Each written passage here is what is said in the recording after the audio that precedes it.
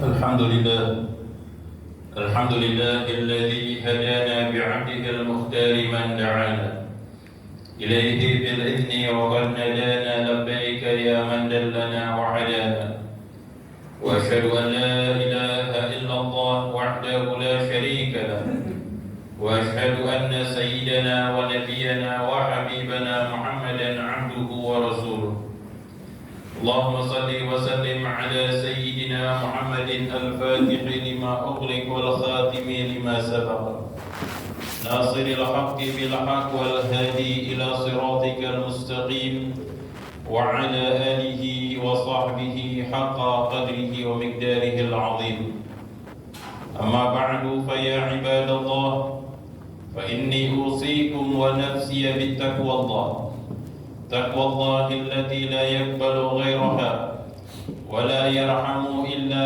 أهلها ولا يثيب إلا عليها واعلموا أنه من يتق الله عاش قويا وسار في بلاد الله آمنا ومن ضيع التقوى وأهمل أمرها لغشته بالعقبى فنون الندامة وقد قال تعالى في كتابه الكريم يا أيها الذين آمنوا اتقوا الله وكونوا مع الصادقين وقال رسول الله صلى الله عليه وعلى آله وصحبه وسلم اتق الله حيثما كنت واتبع السيئة الحسنة تمحوها وخالق الناس بخلق حسن صدق الله العظيم وصدق رسوله النبي الوفي الكريم ونحن على ذلك من الشاهدين والحمد لله رب العالمين. Hadirin Jumat yang dirahmati oleh Allah Subhanahu wa taala. Mari kita berusaha untuk senantiasa menunjukkan rasa syukur kita kepada Allah. Dengan begitu banyak nikmat yang Allah Subhanahu wa taala berikan dan terkhususnya adalah nikmat Islam dan nikmat iman. Dengan meningkatkan ketakwaan kita kepada Allah Subhanahu wa taala, menjalankan segala hal yang Allah Subhanahu wa taala perintahkan kepada kita, serta meninggalkan dan menjauhi segala hal yang diharamkan oleh Allah Subhanahu wa taala. Maka sesungguhnya keberuntungan serta kemuliaan diraih bagi hamba yang bertakwa kepada Allah. Inna akramakum 'indallahi atqakum. Sesungguhnya yang paling mulia di antara kalian di sisi Allah adalah yang paling bertakwa di antara kalian. Hadirin Jumat yang dimuliakan oleh Allah, maka tidak terasa kita sudah melewati daripada momen bulan Ramadan, bulan yang sangat teristimewa bagi umat Nabi Muhammad SAW, yang dimana kebaikan-kebaikan Allah Subhanahu wa taala lipat gandakan pahalanya, serta begitu banyak hamba-hamba Allah yang mendapatkan ampunan Allah Subhanahu wa taala dan juga mendapatkan kebaikan di dalam madrasah Ramadan atau pendidikan bulan Ramadan. Maka hendaknya kita mempelajari dan mengambil hikmah dari apa-apa yang telah Allah Subhanahu wa taala perintahkan kepada kita di bulan Ramadan. Begitu pula dengan hal-hal yang disunnahkan oleh Nabi kita Muhammad sallallahu alaihi wa ala alihi wa sahbihi wasallam, baik di dalam melaksanakan ibadah puasa, begitu pula di dalam menghidupkan malam dengan melaksanakan salat-salat sunnah, dan juga sebagaimana yang disunnahkan di dalam berpuasa, yaitu bangun untuk makan sahur, yang sebagaimana juga disebutkan di dalam hadis tasahharu fa inna fis sahuri barakah. Bersahurlah, sesungguhnya di waktu sahur itu ada keberkahan. Maka hadirin Jumat yang dimuliakan oleh Allah, disinilah kita mengambil pelajaran yang sangat penting, bahwasanya di bulan Ramadan tanpa terasa baik tua muda bahkan anak-anak bangun malam di waktu sahar atau sepertiga akhir malam, yang disebutkan banyak di dalam hadis dan juga disebutkan di dalam haditsul qudsi tentang keutamaan-keutamaan bagi bagi orang yang bangun di sepertiga akhir malam dan melaksanakan ibadah kepada Allah Subhanahu wa taala. Bahkan Allah Subhanahu wa taala akan mengijabah daripada doa-doanya. Allah akan mengampunkan dosa bagi seseorang yang beristighfar di sepertiga akhir malam. Maka alhamdulillah di bulan Ramadan juga menjalankan di antara sunnah yang disunnahkan oleh Rasulullah sallallahu alaihi wasallam, bangun untuk menyantap makan sahur, akan tetapi tanpa disadari pula kita telah bangun di waktu yang diijabah oleh Allah Subhanahu wa taala.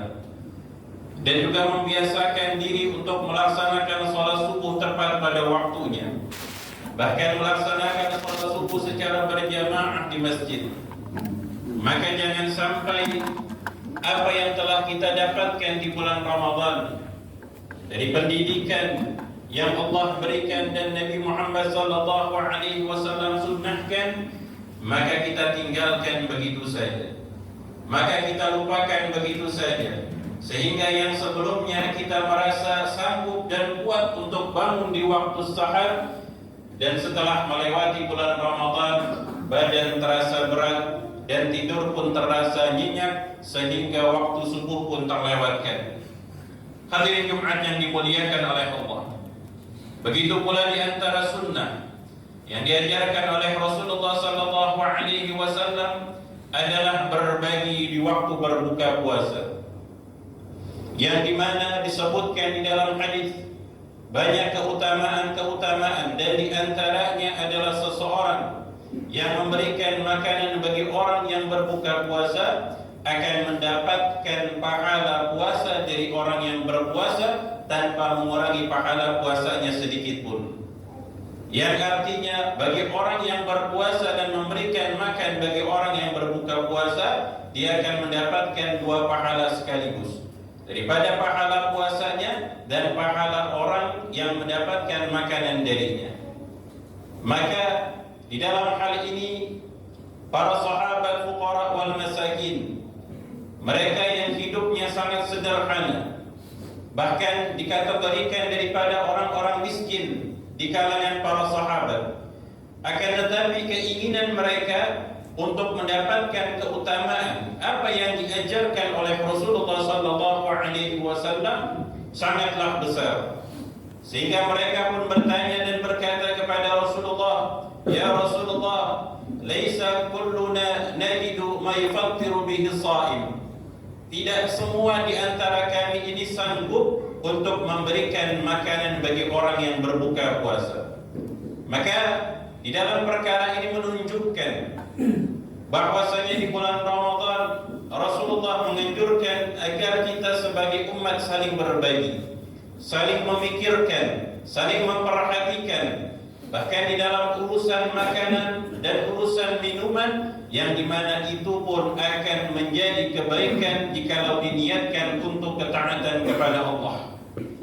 Dan para sahabat bahkan di kalangan fuqara wal masakin, mereka tidak ingin terlewatkan dari kebaikan apa yang diajarkan oleh Rasulullah.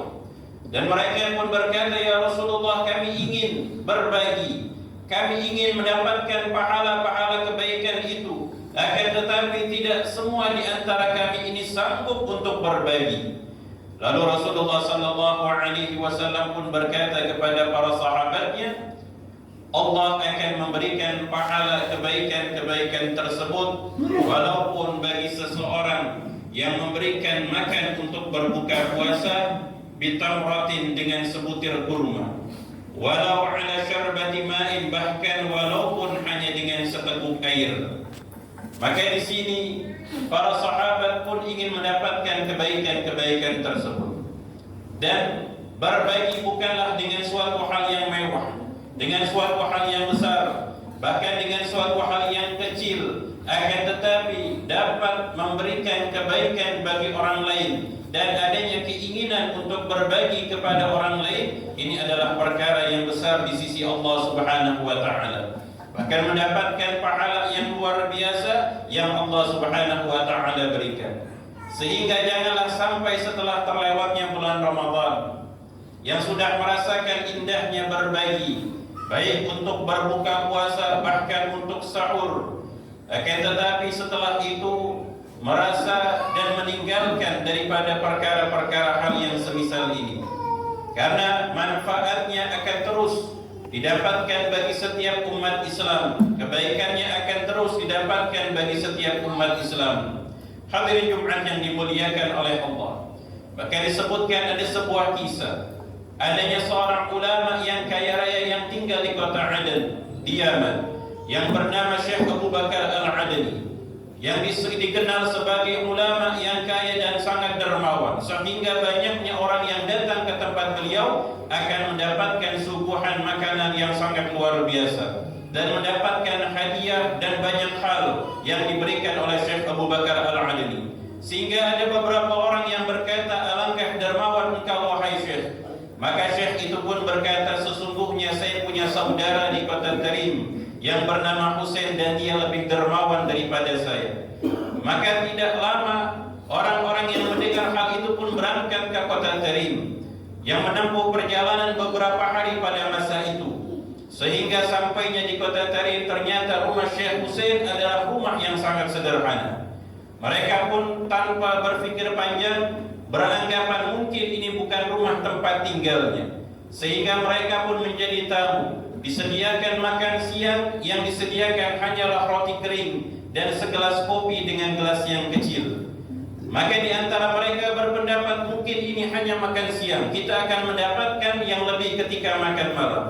Ternyata hadirin Jumat yang dimuliakan oleh Allah, di malam hari pun mereka mendapatkan hal yang sama, sehingga sebagian dari mereka merasa kesal ketika kembali ke kota Aden. Dan setibanya mereka di kota Aden, mereka pun meluapkan kekesalan mereka kepada Syekh Abu Bakar Al-Adani. Maka Syekh Abu Bakar pun berkata kepada mereka yang mendapatkan suguhan makanan yang dianggap jauh lebih sederhana dibandingkan apa yang disediakan oleh Syekh Abu Bakar. Beliau berkata, sesungguhnya apa yang aku sediakan kepada kalian adalah beberapa persen dari harta yang Allah titipkan kepada saya.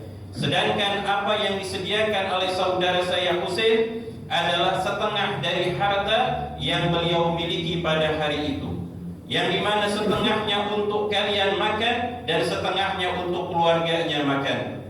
Hadirin Jumat yang dimuliakan oleh Allah, inilah yang dipandang oleh Allah Subhanahu wa Ta'ala ketika hati seorang muslim yang memikirkan keadaan saudaranya, dan ini kita bisa ambil daripada hikmah bulan Ramadan. Maka semoga Allah Subhanahu wa Ta'ala senantiasa memberikan kita kebaikan serta keutamaan yang Allah berikan kepada kita di bulan Ramadan, dan Allah menjaga amalan-amalan saleh yang telah kita laksanakan sehingga kita mendapatkan kebaikan dunia, kebaikan akhirat insyaallah. Amin ya rabbal alamin. A'udzubillahi minasyaitonir rajim. Bismillahirrahmanirrahim. Wal 'asri innal insana lafi khusrin illa الذين آمنوا وعملوا الصالحات وتواصوا بالحق وتواصوا بالصبر. بارك الله لي ولكم في القرآن العظيم ونفعني وإياكم بما فيه من الآيات وذكر الحكيم، وتقبل الله مني ومنكم تلاوته إنه هو السميع العليم. أقول قولي هذا وأستغفر الله العظيم لي ولكم ولسائر المسلمين والمسلمات فاستغفروه إنه هو